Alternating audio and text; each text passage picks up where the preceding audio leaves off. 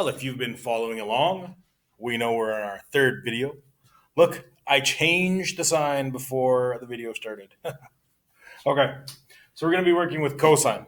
Okay, and I added this up here in this one because there is the acronym to remember which formulas to use for sine, cosine, and tangent. Okay, but we are working with cosine. So, knowing that we're using cosine, the ratio for cosine is the adjacent over the hypotenuse.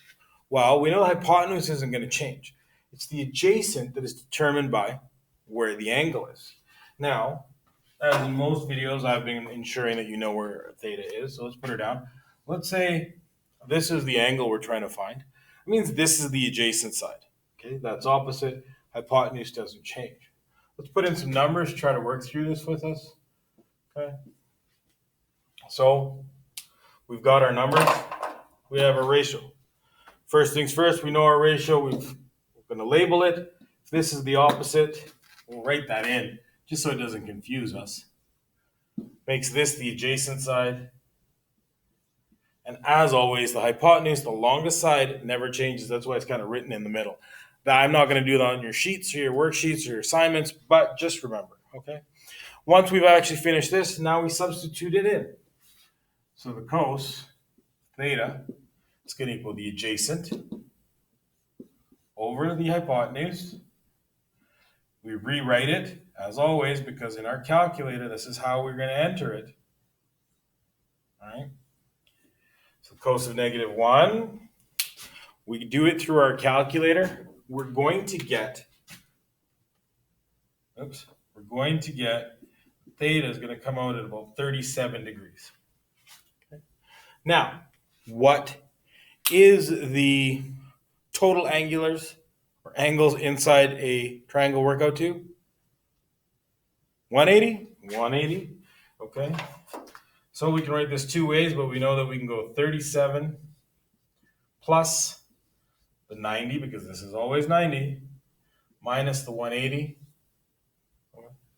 When we do the math, this is 127 minus 180. I wrote it a little lower, you can't see it, but this is going to equal 53.